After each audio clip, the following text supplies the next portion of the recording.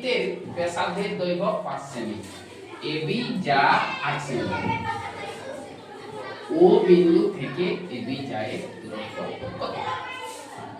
আমরা প্রথমে দেখতে হবে যে এবি একটি অকেন্দ্রীয় বৃত্ত।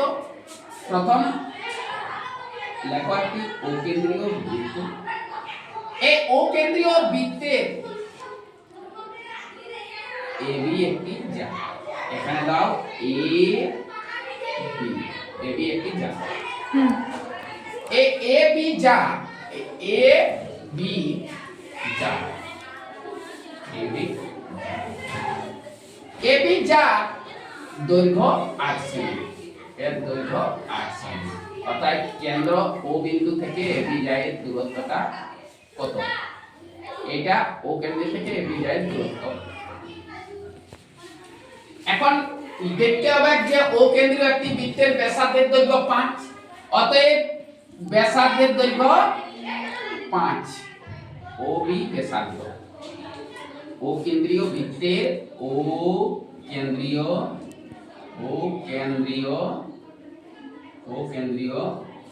বৃত্তের ও বি ব্যাসার্ধ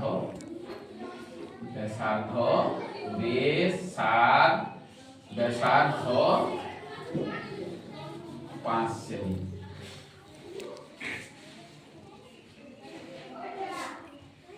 এখন ও বি এখানে ব্যাসার্ধকে পি বিন্দুতে ছেদ করে, অতএব ও পি বি একটি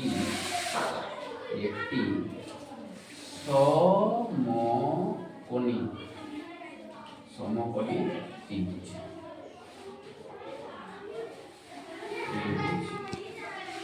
উৎপন্ন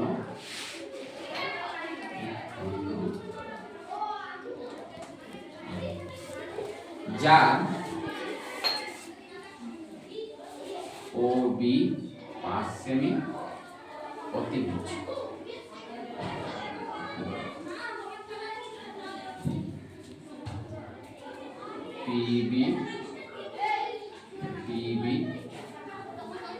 পিবি 4 সেমি।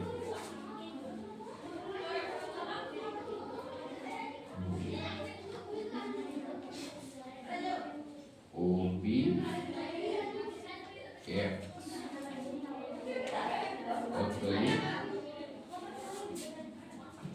ও পিটা আমাদেরকে বার করতে হবে। অতএব ও পি ধরুন এটা x নম, h গোল, এটা h সেমি, অতএব এই ও পি কেন্দ্র থেকে ও পর্যন্ত আমাদেরকে দেখতে হবে। এ বি যার এই কেন্দ্র থেকে কোন বৃত্তর কেন্দ্র থেকে যখন একটি জায়ের উপর লম্ব হয় তখন বৃত্তের জাকে সমান দুটি ভাগে বিভক্ত করে।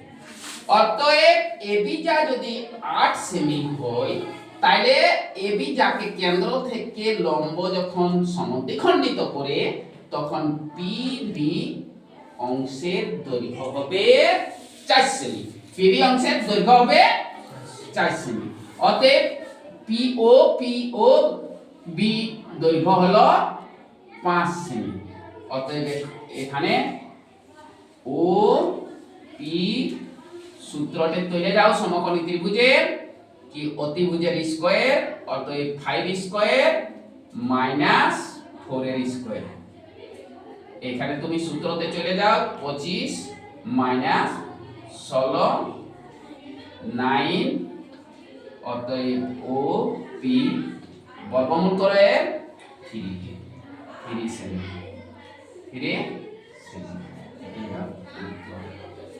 মনে রাখতে হবে যে এখানে একটি সমকোণী ত্রিভুজের যে সূত্র তাতে অতিভুজ এর স্কয়ার মাইনাস ভূমির স্কয়ার, অতিভুজের স্কয়ার মাইনাস দেখো অতিভুজের স্কয়ার মাইনাস ভূমির স্কয়ার। অতএব 5 5 25 4 4 16 25 9, অতএব এইখানে বর্গমূল করলে 3 সেমি। অতএব এই কেন্দ্র থেকে এবি জায়ের দূরত্ব কেন্দ্র থেকে এবি জায়ের দূরত্ব ও কেন্দ্র থেকে এবি জায়ের দূরত্ব 3 সেমি। অ্যান্সার।